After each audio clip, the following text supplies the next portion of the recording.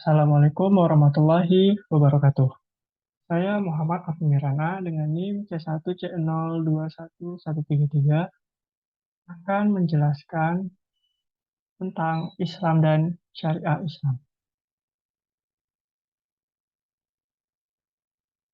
Jadi materi yang akan saya bawakan pada hari ini yang pertama makna Islam, yang kedua dasar-dasar ajaran Islam, yang ketiga hukum Islam, yang keempat klasifikasi hukum Islam, yang kelima sasaran hukum Islam, dan yang terakhir ada tujuan syariah.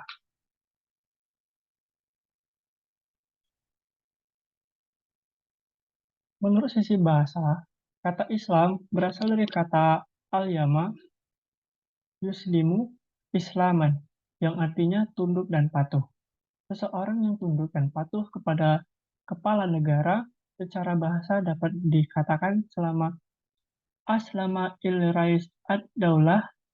Sedangkan jika kita lihat Islam yang berasal dari bahasa Arab, yaitu salimah yang berarti selamat, damai, tunduk, pasrah, dan berserah diri pada objek, penyerahan diri kepada Allah Subhanahu wa Ta'ala.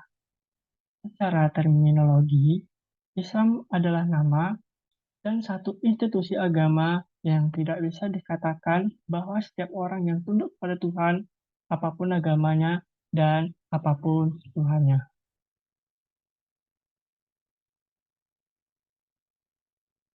Dapat dikatakan sebagai Muslim karena dalam istilah Muslim atau pemeluk agama Islam, seharusnya orang yang telah bersyahadat secara Islam yang mengakui bahwa tiada Tuhan selain Allah Subhanahu wa Ta'ala dan Muhammad Shallallahu Alaihi Wasallam adalah utusan Allah, sehingga Muslim atau pemeluk agama Islam wajib mengakui Muhammad sebagai utusan Allah Subhanahu wa Ta'ala. Jika tidak, dalam istilah Islam disebut sebagai kafir atau orang yang ingkar kepada kebenaran Islam karena menolak pengakuan Muhammad Shallallahu Alaihi Wasallam sebagai Nabi utusan Allah. Masuk ke materi kedua, ada dasar-dasar ajaran Islam. Seperti disampaikan di atas, bahwa Islam sebagai pedoman hidup dan berkehidupan yang dikeluarkan langsung oleh pemegang otoritas tunggal, Allah Subhanahu wa Ta'ala, agama Islam memiliki tiga aspek utama, yaitu aspek akidah, aspek syariah, dan aspek akhlak. Yang pertama ada aspek akidah. Kedudukan akidah dalam anjuran Islam sangat penting. Tanpa akidah, Islam tidak dapat ditegakkan. Kata akidah berasal dari bahasa Arab, akad yang berarti ikatan. Menurut ahli bahasa, definisi akidah adalah suatu yang dengannya dikaitkan hati dan perasaan manusia atau dijadikan agama oleh manusia dan dijadikannya pegangan. Yang kedua ada aspek syariah. Syariah berasal dari bahasa Arab yang secara harfiah berarti jalan yang ditempuh atau garis yang semestinya dilalui.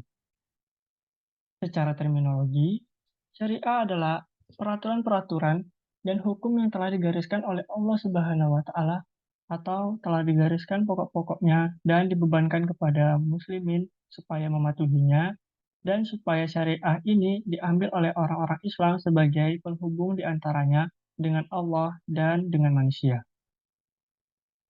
Yang ketiga, ada aspek akhlak atau etika. Akhlak atau etika sering disebut ihsan yang berarti dalam bahasa Arab hasan yang memiliki arti baik. Definisi ihsan dinyatakan sendiri oleh Nabi Shallallahu Alaihi Wasallam yang diriwayatkan oleh Muslim, yang bunyinya ihsan adalah engkau beribadah kepada Tuhanmu seolah-olah engkau melihatnya sendiri. Kalaupun engkau tidak melihatnya, ia melihatmu. Hadis riwayat Muslim. Lanjut ke materi selanjutnya yaitu hukum Islam.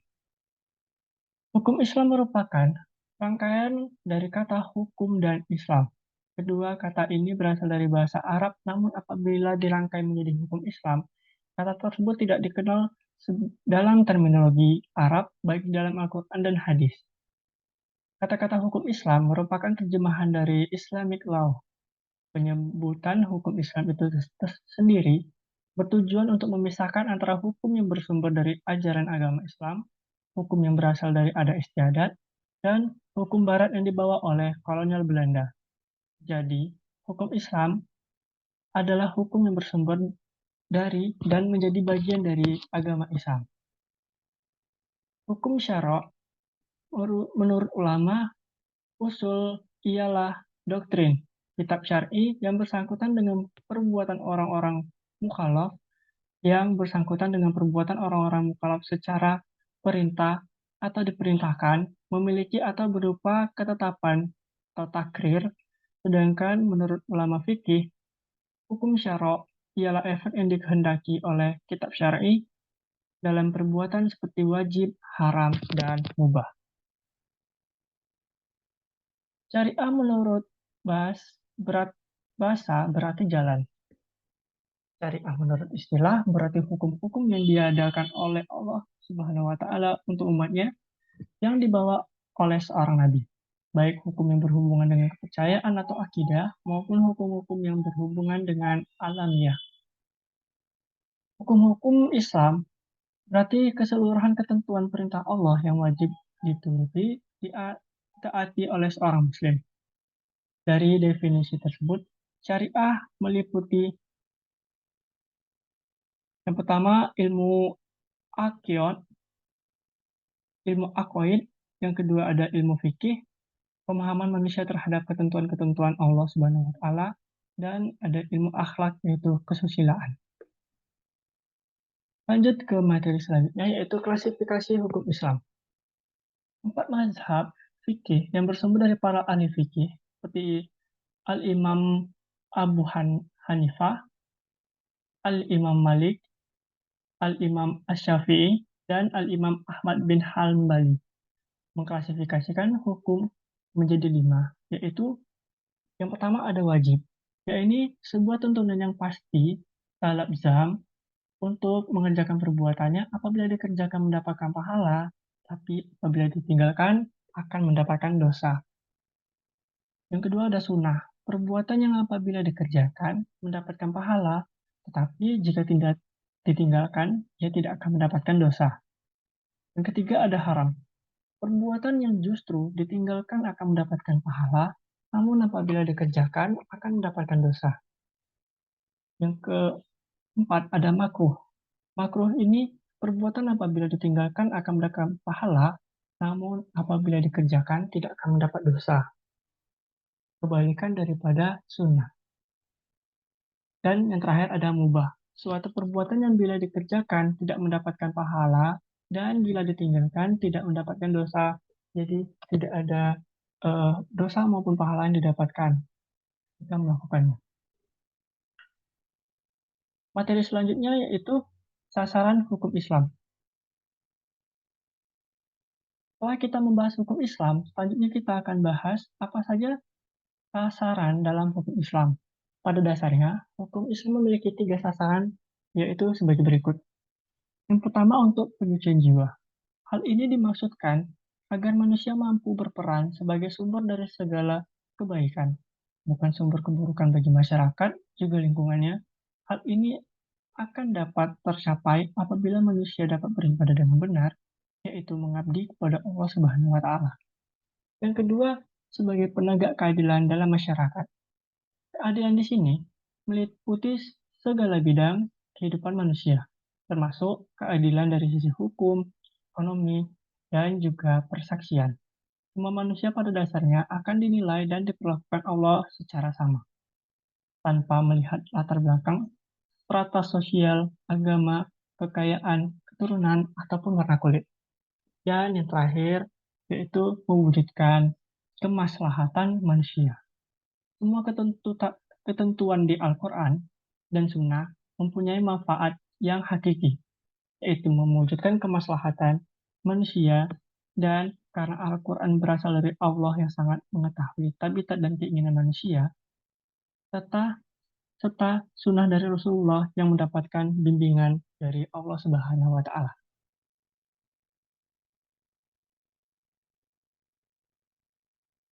Yang terakhir itu ada tujuan syariah. Secara bahasa, kita maqasid sendiri berasal dari kata maksad yang berarti tujuan atau target. Berangkat dari arti tersebut, beberapa ulama memiliki pengertian dan definisi mengenai mak maqasid syariah yang berbeda. Yang pertama itu sebagai penjaga agama. Dalam konteks ini, agama tidak pernah melakukan pemaksaan kehendak. Syariah Islam menjaga kebebasan, berkeyakinan, dan beribadah. Tidak boleh ada tekanan dalam beragama. Jadi kita dibebaskan menjalani keyakinan kita sendiri dan tidak ada unsur paksaan di dalamnya. Yang kedua, menjaga jiwa.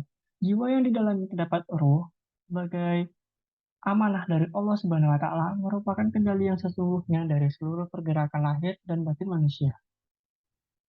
Yang ketiga, untuk menjaga akal. Akal adalah sesuatu yang membedakan manusia dengan makhluk yang lainnya. Ini salah satu yang menyebabkan manusia jadi makhluk ciptaan paling sempurna dibanding makhluk yang lain karena diberikan akal oleh Allah Subhanahu wa Ta'ala untuk berpikir dan untuk mengambil tindakan selanjutnya. Yang selanjutnya menjaga harta. Menjaga harta di sini maksudnya adalah memastikan bahwa harta yang kita dapatkan itu bersumber dari hal-hal yang positif, tidak bersumber dari hal-hal yang haram. Yang terakhir yaitu menjaga keturunan. Salah satu poin penting dalam sebuah pernikahan adalah lahirnya generasi penerus yang diharapkan dapat berkontribusi lebih baik. Keturunan menjadi penting. Salah satu yang mencelakai penjagaan keturunan adalah dengan melakukan zina. Jadi, zina adalah dosa yang sangat besar dan dapat merusak keturunan kita di masa depan. Sekian presentasi dari saya. Kurang lebihnya saya mohon maaf. Saya akhiri. Wabillahi taufiq wal hidayah. Wassalamualaikum warahmatullahi wabarakatuh.